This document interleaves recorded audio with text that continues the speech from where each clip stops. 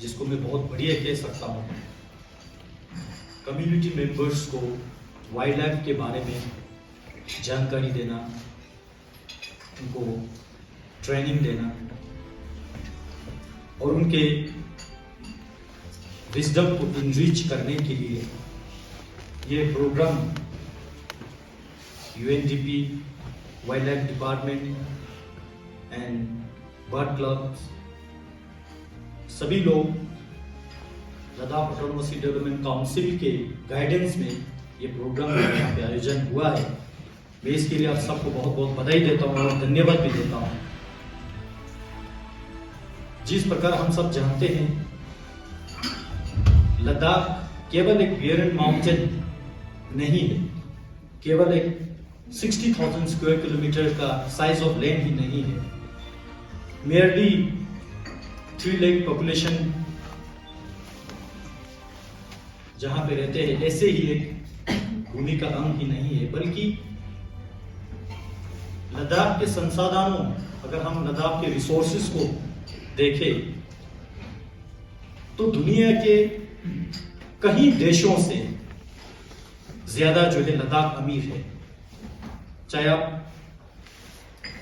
Solar को लेके देखिए, मेडिसिनल प्लांट्स को लेके देखिए, हब ऑफ सोलर कहते हैं, ट्रेजर ऑफ मेडिसिनल प्लांट कहते हैं, रिपोजिटरी ऑफ ग्लेशियर कहते हैं।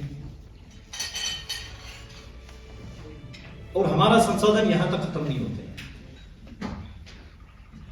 यहाँ के जो कम्युनल हार्मोनी को लेके जो को एग्जिस्टेंस दुनिया में जाने जाते हैं, यहाँ की विशेष संस्कृति, विशेष परंपरा, अमन शांति, जिसके लिए लद्दाख पूरे दुनिया में मशहूर हो चुका है, जिन चीजों को देखने के लिए दुनिया भर के पर्यटन जो यहाँ पे आते हैं, और इन सब से ज्यादा हमारे पास जो संसाधन है वो है हमारे लद्दाख के फ्लोरा एंड फौना, जिसको हम वाइल्ड लाइफ कहते हैं। और लद्दाख के मैं समझता हूं ऐसा कोई कोने नहीं है, ऐसा कोई नूक एंड कॉर्नर नहीं है जहां पे हमें कुछ न कुछ वाइल्ड लाइफ पाया नहीं जाते। चमतम का अपना एक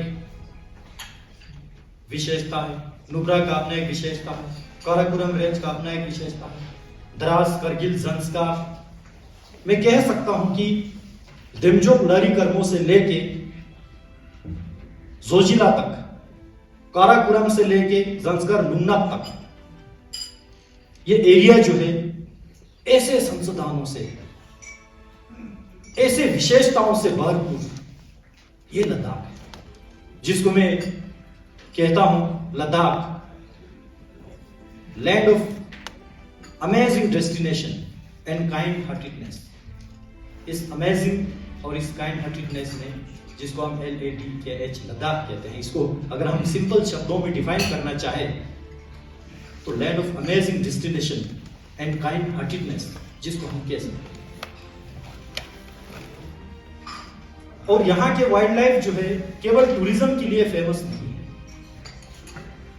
यहाँ के वाइल्ड लाइफ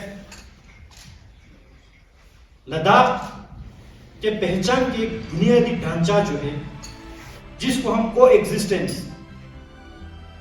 आजकल को एग्जिस्टेंस सिर्फ बुद्धिस्ट और मुस्लिम कम्युनल हार्मोनी के साथ रहते हैं, उसको ही वहां तक हमारा को एग्जिस्टेंस का डिफिनेशन सीमित हो जाते हैं। मैं मानता हूं हमारा डिफिनेशन वहां तक सीमित नहीं होना चाहिए। लद्दाख में जितने भी लिविंग थिंग्स है, क्रिएचर है, नॉन लिविंग थिंग्स है, जिसको हम एक इकोसिस्टम कहते हैं, जो एक दूसरे पे निर्भर है, जिसको हम स्टैंडर्ड कहते हैं, स्टेंचिंग जन्मा, जो कोर कंसेप्ट ऑफ बुद्धिज्म। तो एक ऐसे मानसिकता के साथ हमारे आने वाले यंग जेनरेशन को बिल्डअप करने की जरूरत है। ऐसे मानसिकता के साथ हमारे लोगों को ब्रॉड अप करने की एक जरूरत है, और जिसके लिए अब हमारे लिए दुर्भाग्य की बात यह रहा कि हमारे किसी भी एजुकेशनल इंस्टीट्यूशंस में, किसी भी सिलेबस में लद्दाख के बच्चों को लद्दाख के बारे में पढ़ाया नहीं जाता। ये हमारे लिए दुर्भाग्यपूर्ण बात है। पहले हम जम्मू कश्मीर के साथ थे, हम सब क्या थे कि जम्मू कश्मीर का गवर्नमेंट का अलग से एक सिलेबस होते थे जिसमें प्राइमरी से लेकर यूनिवर्सिटी लेवल तक और खासकर सेकेंडरी और हायर सेकेंडरी जो लद्दाख में पढ़ाए जाते हैं, क्यों ना उसमें लद्दाख के फ्लोरा फोना के बारे में हम पढ़ा सकते हैं। एक ऐसे विजन के साथ 5th LHDC में मुझे 6 महीने के लिए चीफ एग्जीक्यूटिव काउंसलर का जो जिम्मेवारी निभाने का मौका मिला, तो हमने काफी कोशिश किया। एजुकेशन डिपार्टमेंट की ओर से एक एक्सपर्ट कमेटी भी हमने बिठाया, उसमें अलग अलग एक्सपर्ट्स को भी हमने रिक्वेस्ट किया आप लोग क्या योगदान दे सकते हैं, क्यों ना हम LHDC ले की ओर से ले डिस्ट्रिक्ट स्पेसिफिक, तब हम ले डिस्ट्रिक्ट का चेयरमैन थे तो ले डिस्ट्रिक्ट की ही बात कर सकते थे, तो क्यों ना काउंसिल की ओर से ऑप्शनल सब्जेक्ट की तरह जिसका मार्क्स थी जम्मू कश्मीर गवर्नमेंट के साथ था, कंपलसरी नहीं हो सकता था, मार्क्स कार्ड पे नहीं जोड़ सकता था, लेकिन लोगों में एक अवेयरनेस क्रिएट करने के लिए, एक जानकारी देने के लिए क्यों ना हम एक एडिशनल सब्जेक्ट काउंसिल की ओर से हर स्कूल में इंट्रोड्यूस ना करें, जिसके माध्यम से हमारे बच्चों को यह जानकारी हो कि लद्दाख के बारे में वो जाने, ना कि बाहर से कोई ग्रेजुएट करके पीजी करके डॉक्टर पोस्ट डॉक करने के बाद यहाँ इंटरव्यू के लिए अप्लाई करते तो यहाँ फिर स्टडी करना पड़ता है कि लद्दाख की बेसिक चीजें। अब कोई पॉलिटिकल साइंस के स्टूडेंट है तो लद्दाख के पॉलिटिकल पढ़ाया जाए, कोई हिस्ट्री का स्टूडेंट है तो लद्दाख की हिस्ट्री के बारे में पढ़ाया जाए, हमारा एंशिएंट हिस्ट्री क्या था, हमारा मिडवेयर क्या था, हमारा मॉडर्न हिस्ट्री क्या है। अब उसी तरह अलग अलग फील्ड को लेके और खासकर जिस तरह EVS सबके लिए कंपलसरी है, उसी में 2, 4, 5, 7 पेज का लद्दाख का एक EVS जोड़ा जाए, ऐसा हमने एक इनिशिएटिव लिया था। लेकिन उसके बाद मुझे पार्लियामेंट्री चुनाव में उतारना पड़ा, जिसकी वजह से मुझे उसका लीडरशिप नहीं दे पाया। उसके बाद हमारे माननीय श्रीमान कुंचोक तंजीम जी ने एग्जीक्यूटिव काउंसलर एजुकेशन के जिम्मेवारी जो संभाला, हमने कुंचोक जी से काफी चर्चा की, कुंचोक जी ने भी काफी कोशिश की, लेकिन कुछ रीजन रहा होगा अभी तक वो ग्राउंड पे नहीं उतरा। आज मैं उम्मीद करता हूं अलग से केंद्र शासित प्रदेश बनने के बाद, हमारे अलग से एक प्रशासन का प्रणाली बैठने के बाद अब यह आज हो जाना चाहिए, ऐसा मैं दोनों काउंसिल से अपेक्षा रखता हूं कि उस कार्य को जो अधूरा रहा है उसको आप आगे बढ़ाएं और हो सके तो यूनियन टेरिटरी ऑफ लद्दाख की ओर से एक लद्दाख स्पेसिफिक ऐसे फील्ड्स का सब्जेक्ट जो है हमारे बच्चों को पढ़ाया जाए। अदरवाइज हमारे बच्चे लोग जो है जरूरी है कि दुनिया भर के हमें जानकारी होना चाहिए, अवेयरनेस होना चाहिए, जनरल नॉलेज होना चाहिए, लेकिन साथ ही साथ अपने अस्तित्व, हम किस जमीन से ताल्लुक रखते हैं,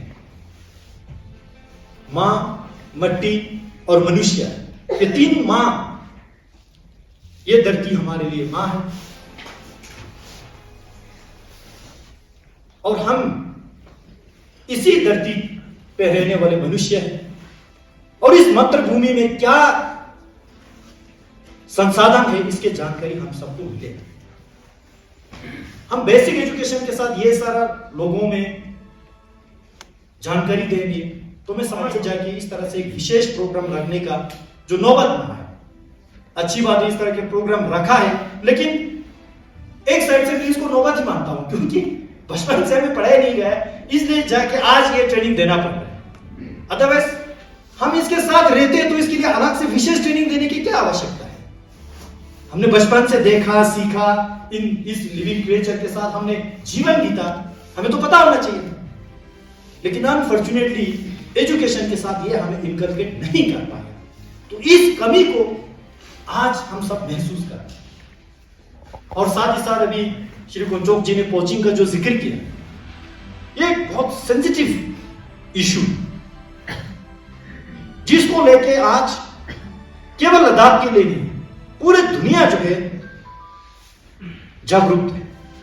और दुर्भाग्य की बात है यहाँ पे वाइल्ड लाइफ के ऑफिसर्स भी बैठे हैं मुझे कोई संकोच नहीं है इस बात को यहां पे उठाने के लिए। जितना भी पोचिंग हुआ लद्दाख में सारा केस जो है रफा दफा किया गया, बहुत दुर्भाग्य की बात है। मैं इसको कड़ी शब्दों के साथ निंदा करता हूं। झामीरू में हुआ, खरदोंगला में हुआ, मैग्नेटिक हिल में हुआ, क्या बोलूं उन केसों का, किसी को पता है कोई? कभी कभी सुनने में आता है कि सिंबल ही चेंज हो जाता है। तो क्यों? क्या कमजोरी है? कानून में कमजोरी है, एडमिनिस्ट्रेटर में कमजोरी है, लोग योगदान नहीं देते हैं, क्या है? कहां पे इसका खमिया जो है हमें नजर आए? और कहते हैं कि जब हमारे लोकल रेजिडेंट्स, मैं पहले मरसनम कॉन्स्टिट्यूंसी का काउंसलर रहा, शाम चौक दो कहीं वहां के जो रेजिडेंट्स जहां पे सड़क नहीं है, वहां के गर्भवती महिला जो है 7-8 किलोमीटर जो है डिलीवरी के लिए, हॉस्पिटल के लिए पैदल आना पड़ता था। उनके लिए सड़क बनाने के लिए वाइल्ड लाइफ डिपार्टमेंट हमें सुप्रीम कोर्ट की रीट दिखाते, ये है जी, वो है जी, ये नहीं बना सकते, सड़क नहीं बना सकते। अभी आप सबको पता है जो सोकर से समाज तक लाइट का पोल बिछाने नहीं दिया, भाई ये है वाइल्ड लाइफ का एक है, फलाना है। अच्छा ठीक है, हम मानेंगे, वाइल्ड लाइफ एक्ट को भी मानेंगे, हम इसका रिस्पेक्ट करते हैं, हमको एग्जिस्टेंस में भरोसा करते हैं, हमने ये सारा काम जो है हमने स्थगित किया। लेकिन ऑन द अदर साइड जो ये पोचिंग हो रहा है, ये केवल 2 लोगों के पेट भरने के लिए नहीं हो रहा है। मेरे पास ये जानकारी है, यहां से मीट सप्लाई हो रहा है, नेक्सस है यहां पे। ये मैं आज इसलिए कह रहा हूं, हमारे बहुत सारे यहां पे यंग जनरेशन जो है, इन लोगों को अवेयरनेस होना चाहिए कि क्या चल रहा है यहां पे, वास्तविकता में क्या चल रहा है। सुनने में आ रहा है, जानने में आ रहा है, लद्दाख से बाहर जो है इन चीजों का मीट सप्लाई होते हैं।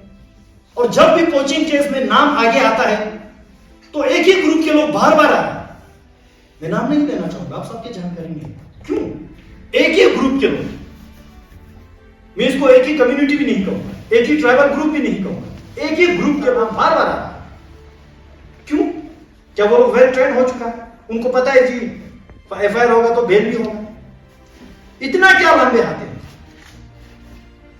तो इसको हम सबको जो है सीरियस ले लेना है। और हर सोसाइटीज, पहले तो सभी सोसाइटीज इसको कंडेम करते थे, इस बार तो सभी सोसाइटीज ने खुल के भी कंडेम नहीं, पता नहीं क्या बचा है। अच्छा, अब केवल कंडेम में ना रहा, मैं यंग जनरेशन से अपेक्षा रखता हूं, यहां पे एक्टिविस्ट की जरूरत है। एक केस के पीछे पड़ जाना चाहिए, 6 साल 8 साल लग जाना चाहिए, तब पता चलेगा कि वाइल्ड लाइफ का पोचिंग करना क्या होता है। तो ऐसे बहुत सारी चीजें जो है हम सबके जानकारी में होना बहुत जरूरी है। अब मैंने जिस तरह पहले कहा, लद्दाख जो है 60,000 स्क्वायर किलोमीटर पे वाइल्ड लाइफ का जो सेंचुरीज, वाइल्ड लाइफ का जो हब, अलग अलग जगहों पे अलग अलग प्रकार के हमें वाइल्ड लाइफ पाया जाता है। लेकिन आज मेरी जानकारी में दुर्भाग्य से यह आ रहा है कि बहुत सारे एरियाज में वाइल्ड लाइफ खत्म हो चुका है, टोटली खत्म हो चुका है। कुछ स्पीशीज तो जो है बिल्कुल ही नहीं मिल रहा है। क्यों? कौन काट के खा रहा है? किस ग्रुप के लोग इसमें शामिल हैं?